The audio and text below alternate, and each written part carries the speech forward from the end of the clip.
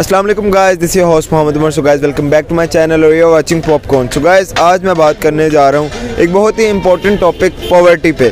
So guys, poverty की बात मैं करूँ, अगर पॉवर्टी क्लॉक के मुताबिक पाकिस्तान की जो पॉवर्टी रेट है, पाकिस्तान में जो गुर्बत का रेट है वो है 39 पॉइंट समथिंग। और अगर मैं बात करूँ इंडिया में, तो इंडिया में पॉवर्टी रेट ओनली 6%। तो ये एक बहुत बड़ा डिफरेंस है। और पूछना यही आज पाकिस्तानी अवाम से कि किस तरह पॉवर्टी रेट इतना बड़ा पाकिस्तान में और इंडिया ने इतना कैसे कंट्रोल किया अपनी पॉवर्टी पे, और वो इतना पीछे कैसे हैं पॉवर्टी रेट में, और किस तरह से उन्होंने ख़ुद को इतना डेवलप किया, इतना ग्रूम किया, अपनी कंट्री में इतने चेंजेस लेके आए कि उनका पॉवर्टी रेट भी मैनेज हो गया और बाकी दूसरी चीज़ें भी इंडिया में अंडर कंट्रोल हो चुकी हैं। सो के कांग्रेचुलेशंस इंडियंस के लिए, और ये बड़ी अच्छी बात है उनके लिए कि एक वर्ल्ड वाइड ग्लोबली उनका एक अच्छा इमेज बना हुआ है पूरी दुनिया में कि उनका पॉवर्टी रेट ओनली 6% है। So let's move to the video. इससे पहले अगर आपने मेरे चैनल को अभी तक सब्सक्राइब नहीं किया, सो डू सब्सक्राइब और कमेंट सेक्शन में मुझे अपनी सजेशन लाजमी बताएं। Thank you. अस्सलाम वालेकुम। वालेकुम अस्सलाम। कैसे हैं सर आप? अल्हम्दुलिल्लाह, अल्लाह का शुक्र। अच्छा ब्रदर, मुझे ये बताएं कि अगर मैं बात करूं पॉवर्टी की, तो पाकिस्तान में पॉवर्टी रेट 39% तक जा चुका है, और बात करूं इंडिया की तो इंडिया में सिर्फ 6% रह गया। किस तरह उन्होंने इतना कंट्रोल किया खुद को, किस तरह इतना डेवलपमेंट वहाँ पर हुई, इतना ग्रूम कैसे किया, और पाकिस्तान क्यों इतना पीछे आ रहा है? सर, सबसे पहले तो बहसीयत कौम जो है वो हमें एक ये लम्हा फ़िक्रिया है कि इंडिया जैसी कंट्री, जिसको कुछ साल पहले तक हम जो है वो उसका मजाक उड़ाया करते थे कि आपकी पॉवर्टी लाइन और आपके जो है लोग भूखे मर रहे हैं और वो सारा कुछ, अब वो ना सिर्फ इंडिया, फिर इसी के साथ आपके नेबर कंट्री जो कि बांग्लादेश है, जो आपसे 1971 में इंडिपेंडेंस जिसने ली, वो आप देखें किस तरह ज़बरदस्त तरीके से जो है वो तरक्की कर रहा है। और इसी तरह से चाइना, जो हमारा बेस्ट फ्रेंड, जिसकी हम मिसाल ले सकते हैं कि उन्होंने अपने 400 मिलियन पीपल्स को जो है वो पर ईयरली जो है वो गुर्बत की लाइन से जो है ऊपर उठाया है। हम बसीयत कौम हमारे लिए इसलिए ये लम्हा फ़िक्रिया है कि हम हर लिहाज से जो है youngest population in the world we have in Pakistan, उसके बावजूद मतलब टैलेंट भी है, गेट्स भी हैं, सब कुछ, लेकिन सिर्फ और सिर्फ हमारे पॉलिसी मेकर जिनकी पॉलिसीज़ सही ना होने की वजह से आज पाकिस्तान दिन ब दिन नीचे की तरफ जा रहा है, बजाय इसके कि वो वर्ल्ड इंटरनेशनली जो है वो ऊपर आता। और दूसरे कंट्रीज़, उनकी एक डायरेक्शन है, एक पॉलिसी है, एक जो है हुकूमतों के बदलने से पॉलिसीज़ चेंज नहीं हुई उनकी। आज आप बांग्लादेश की एक्सपोर्ट्स देख लें और अपनी एक्सपोर्ट्स देख लें, you can't match with them, even though कि उनकी करेंसी रेट और आपकी करेंसी रेट जो बांग्लादेश की पूरी 50% का वो डिफरेंस आज ऐसे ही। तो ये सारी पॉलिसी के ऊपर है। हमारे हुक्मरानों को होश के नाखून लेने चाहिए कि अगर वो इस मुल्क को उठाना चाहते हैं, इस मुल्क की आवाम की कोई ख्वार ख्वाही चाहते हैं, तो सबसे पहले ईज़ ऑफ डूइंग बिज़नेस लाएँ, इस मुल्क में बिज़नेस को आसान करें। ऐसे रूल्स और ऐसे टैक्सेस के ज़रिए बिज़नेसेस को दबाएं ना कि जो कोई नया बंदा बिज़नेस करना चाहे वो 10,000 बार सोचे और वो फिर भी वो सक्सेसफुल ना हो सके। तो सबसे पहले ईज़ ऑफ डूइंग बिज़नेस है। एक्सपोर्ट के ऊपर हमें बस ये पूरी कौम, हुकूमतों को और हमारी पूरी पब्लिक को जो है वो ऑनेस्टी लानी चाहिए अपने अंदर कि हम ईमानदारी से जो है वो एक प्रोडक्ट नहीं, हमारे ऊपर ट्रस्ट नहीं करता पूरी वर्ल्ड में, हमारे ऊपर पाकिस्तान के ऊपर ट्रस्ट नहीं करते कि इनसे प्रोडक्ट ख़रीदेंगे, जो चीज़ ऑर्डर करेंगे वो डिलीवर होगी। ये सारी चीज़ें हैं बसीयत कौम और बसीयत हमारे हुक्मरानों को, सबको मिलकर जो है वो सोचना चाहिए और एक्सपोर्ट के ऊपर तवज्जो देनी चाहिए। सही हो गया। तो ब्रदर, क्या फ्यूचर देख रहे हैं आने वाले वक्तों में आप अपने मुल्क का पॉवर्टी के हवाले से? टू बी वेरी ऑनेस्ट कि अभी तो बहुत ही ज़्यादा नाउमीदी है, बिल्कुल होपलेसनेस है। लेकिन अगर अभी भी हम लोग किसी न किसी हद तक आकर सारी आवाम और सारे हुक्मरान हमारे अगर एक पेज पर आ जाएँ, कोई पॉलिसी डिज़ाइन ऐसा फ्रेमवर्क बना लें कि इस गाइडलाइन, इसके थ्रू हमें जो है आगे जाके काम करना है और अपने मुल्क को उठाना है, तो मे भी कोई चांस है। अदरवाइज़ जो है अभी इस वक्त तो बिल्कुल नाउमीदी है। देखें सर, इसमें इश्यूज़ तो बहुत सारे हो सकते हैं।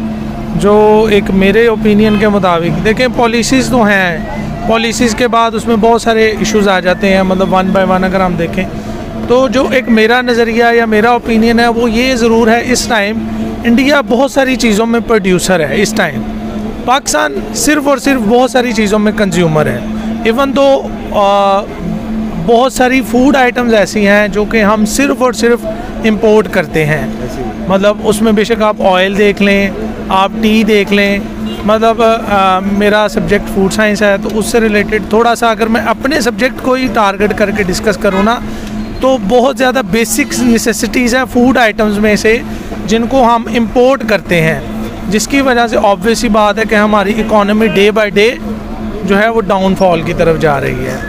अब टी और ऑयल तो एक एग्जांपल है, इसके अलावा बहुत सारी आइटम्स हैं, मतलब जो कि फूड आइटम्स में कहीं ना कहीं as a raw material use होती हैं या वो कहीं ना कहीं फिनिश्ड गुड में जाके यूज़ होती हैं। हमारे यहाँ पे इस तरह की पॉलिसीज़ ही नहीं डेवलप की जाती जो कि किसी फूड आइटम्स को या ओवरऑल बाकी भी कंज्यूमर गुड्स में अगर आप देख लें, ऑटोमोबाइल इंडस्ट्री देख लें, मतलब इसको भी अगर आप देखेंगे ओवरव्यू करेंगे तो उसकी बेसिक आइटम्स सारी हम इंपोर्ट करते हैं, उसको असेंबल कर लेते हैं, ठीक है। इसके अलावा आप जितने भी हमारी बहुत सारी इंडस्ट्रीज़ को ओवरव्यू करेंगे तो रॉ मटेरियल में हम इंपोर्ट कर रहे हैं, उसको जोड़ रहे हैं या कुछ इस तरह के हमारे जो है ना टारगेट हैं, तो जिसकी वजह से हमारी इकॉनमी डिप्राइव होती जा रही है। जो एक मेजर रीज़न तो मुझे ये फील होती है, शायद इसी की वजह से जो है ना कोविड के बाद हमारा ये जो है ना पॉवर्टी लेवल डाउन साइड पे जाता जा रहा है, जिसकी वजह से हमारे पास अपॉर्चुनिटी नहीं ना डेवलप हो रही। जी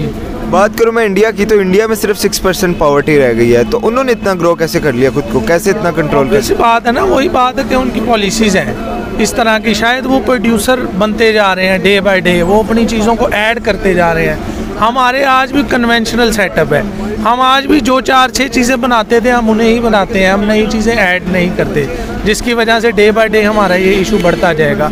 और ये with the passage of time अगर इस तरह की लेजिस्लेशन ना बनी ये और ऊपर जाएगा।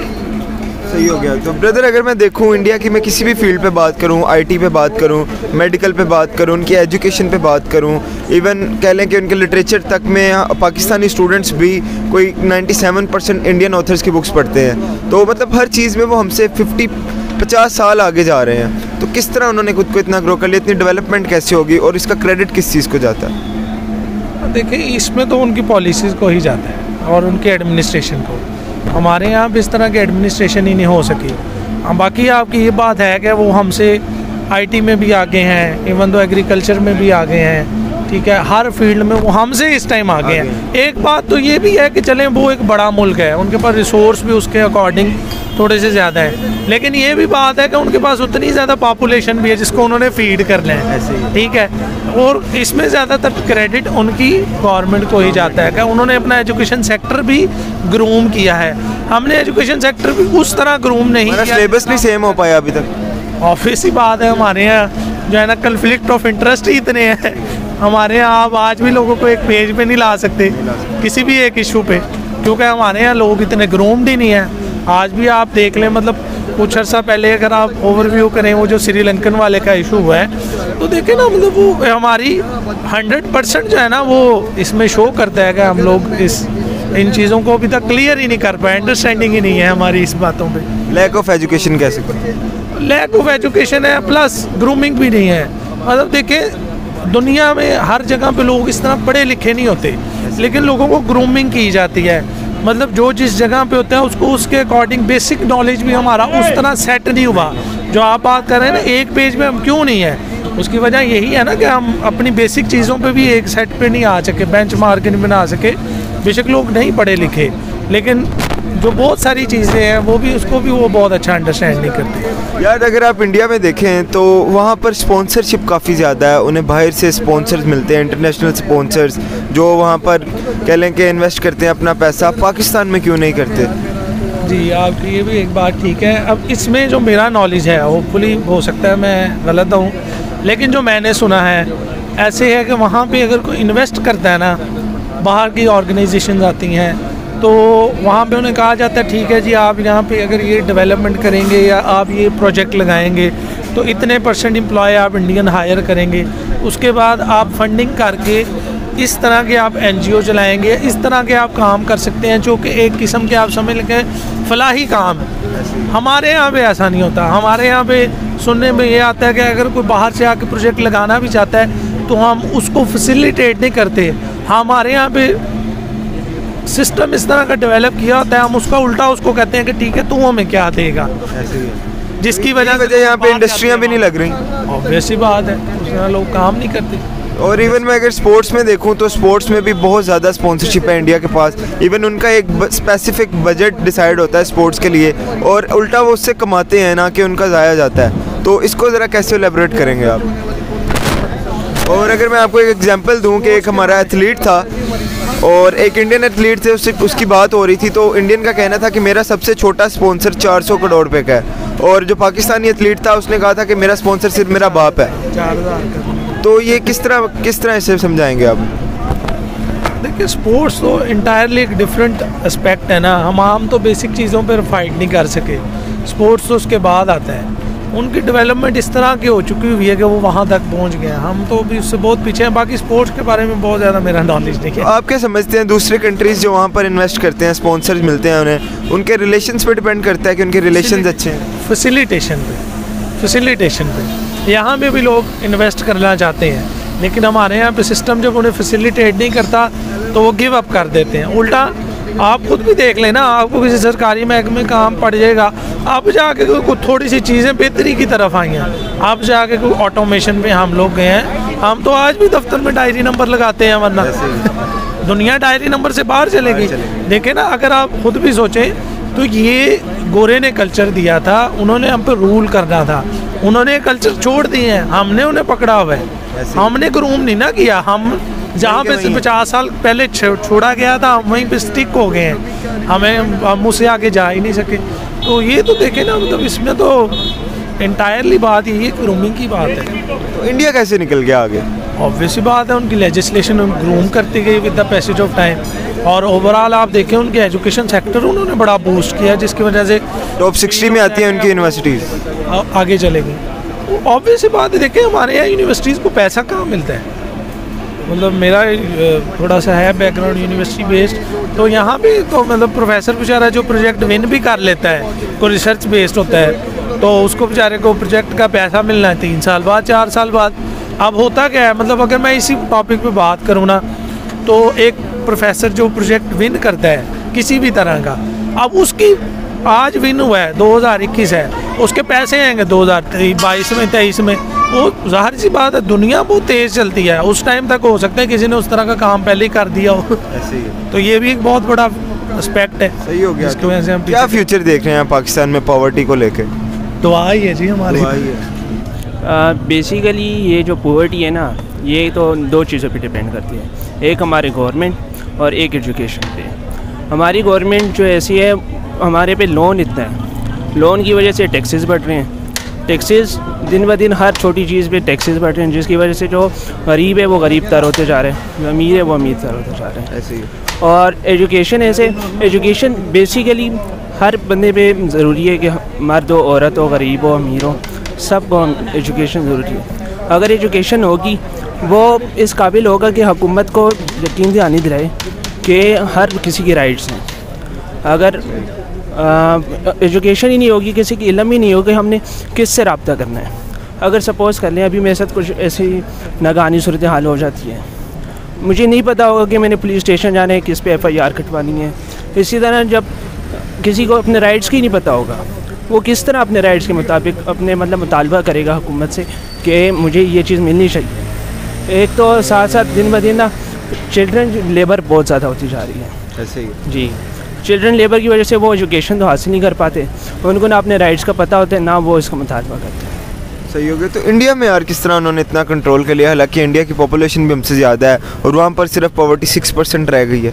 किस तरह इतना ग्रूम मिला इंडिया को, इतनी डेवलपमेंट कैसे हुई वहाँ पे, कि किसे समझते हैं क्रेडिट इस चीज़ का, किसे जाता है? उनकी गवर्नमेंट को जाता है। बेसिकली वहाँ पे एग्रीकल्चर सेक्टर है ना, वो बहुत तेज़ी से बढ़ी जा रहा है। एग्रीकल्चर सेक्टर के साथ साथ वो इंडस्ट्रियल जो स्केल है उनका वो भी बहुत ज़्यादा है, जिसकी वजह से वहाँ पे एम्प्लॉयमेंट्स मतलब ना बहुत ज़्यादा जॉब्स वहाँ पे हैं, और साथ साथ एग्रीकल्चर की वजह से उनको मतलब खाना पीना सारा कुछ मैसर है, और इधर पॉवर्टी लेवल मतलब जॉब्स अवेलेबल हैं एज़ कम्पेयर टू पाकिस्तान। सही हो गया। तो एग्रीकल्चर के अलावा भी देखो, अगर मैं तो IT सेक्टर भी उनका बहुत ऊपर है, मेडिकल फील्ड में भी बहुत आगे हैं, एजुकेशन में भी वो हमसे 50 साल आगे समझे जाते हैं।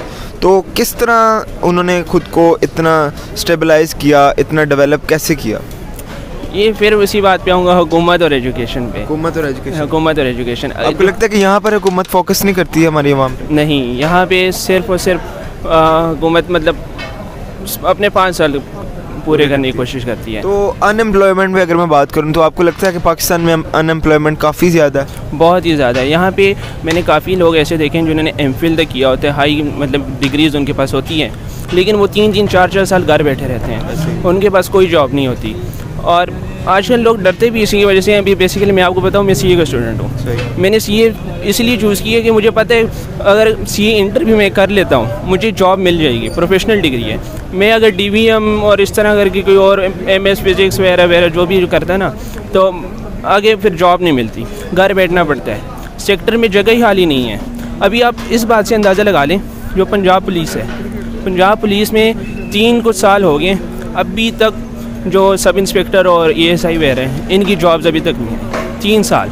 आर्मी में अगर देखा जाए 6-6 महीने बाद आ तो जाती हैं वैकेंसियाँ, लेकिन बिल्कुल कम वैकेंसी आती हैं, जिसकी वजह से किसी को आगे मतलब आगे नहीं जाने देते हैं। सही हो गया। तो आने वाले वक्तों में आप क्या फ्यूचर देख रहे हैं पाकिस्तान का, और इंडिया का क्या स्कोप देख रहे हैं? इंडिया तो दिन ब दिन तरक्की करता जा रहा है। पाकिस्तान है ये लो ही हो जा रहा है, लेकिन हमारी इस तरह हुकूमत से हम तवक्को कर सकते हैं कि वो इंशाल्लाह कुछ ना कुछ बेहतर कर लेगी। हमारी लोन्स एक बार भरे जाएँ, टैक्स कम हो जाएंगे। कैसे होंगे? जब लोन्स भरे जाएंगे तो हमें वो प्रेशराइज़ नहीं होंगे कि हमने अभी इंटरनेशनल लेवल पे अपने लोन्स भरने हैं, हमें ये FBI वगैरह जो भी है ना, इनके टेंशन नहीं रहेगी कि हमने अभी लोन्स भरने हैं, मतलब किसी के वो मोहताज नहीं रहेंगे, प्रेशराइज़ नहीं होंगे। जब टैक्स भरे जाएंगे फिर हुकूमत हमारे जो नेशनल लेवल पे जो इश्यूज़ हैं ना उन पे गौर करेगी। वालेकुम भाईजान, मैंने 7 साल से लेके घरों में काम किया है, कोई मेरी मदद नहीं की किसी ने। मेरी 4 बच्ची हैं, मेरे 3 बेटे हैं, ना मेरा घर है, ना मेरा बाहर है, ना कुछ ठिकाना, ना कुछ जगह। माँ बाप फौत हो गए हैं, मैं क्या करूँ? मैंने मियाँ से भी कह गई तक, ना मियाँ कमाता ना बेटा कमाता। छोटा सा मेरा 3-4 साल का बेटा, 4 साल का, मेरे से अब काम नहीं होता। मोरों का मसला जोड़ों का हो गया, मेरी को मदद करें, या को मुझे ठिकाना घर में रहने के लिए मदद करें, या को घर मुझे दे दे अच्छी, मैं अपनी बच्चियों को सेफ लेके बच्चों को रखूँ। सही हो गया। तो आपके पास कोई ज़रिया मौश नहीं है, कोई काम करने के लिए कोई काम नहीं है? नहीं बेटा, मेरे पास कोई काम नहीं। तो आपके घर में कोई और अफराद नहीं है काम करने वाले?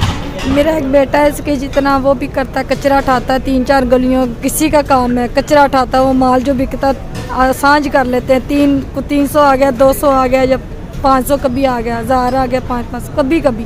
काम वालियों आपको पता घरों में नहीं छोड़ती, माल सारा ले जाते। ये हमारी मजबूरी है, ये हम खाने को बिल अदा करें, खाने पेट काट के किराया देते हैं, पेट काट के बिल देते हैं। तो गाइस देखें आपने पाकिस्तान के हालात, कितनी गुर्बत है। यहाँ पर औरतें काम करने पर मजबूर हैं और उनके पास रहने के लिए घर नहीं है, रिहाइश नहीं है, सर पे छत नहीं है, खाने के लिए खाना तक नहीं है। और ये कभी हमें बीबी मिली, उन्होंने कहा है कि 7 साल की थी जब से वो काम कर रही हैं लोगों के घरों में, फिर भी उनका कुछ अभी तक बन नहीं पाया और कुछ भी बढ़ नहीं पाई अपनी ज़िंदगी में कहीं पे भी। उनकी औलाद भी, उनकी बेटियां हैं जिनको वो पाल रही हैं खुद से, एक बेटा उनका कमाता है। तो इतनी गुर्बत पाकिस्तान में, क्या कह सकते हैं, इस पर खामोशी बनती है, कुछ कहा नहीं जा सकता। देखकर रोना आ रहा था इन बीबी को। तो उम्मीद करता हूँ हाँ इंडिया में भी इतनी पॉपुलेशन है पर इंडियन गवर्नमेंट साथ देती है अपनी आवाम का। तो इंडियन व्यूवर्स जो भी मेरे देख रहे हैं उन्हें चाहिए कि खुश होना चाहिए कि उनको अच्छे लीडर्स मिले हैं, अच्छी गवर्नमेंट मिली है, अच्छी पॉलिसीज़ मिली हैं, रहने के लिए अच्छे घर मिले हैं।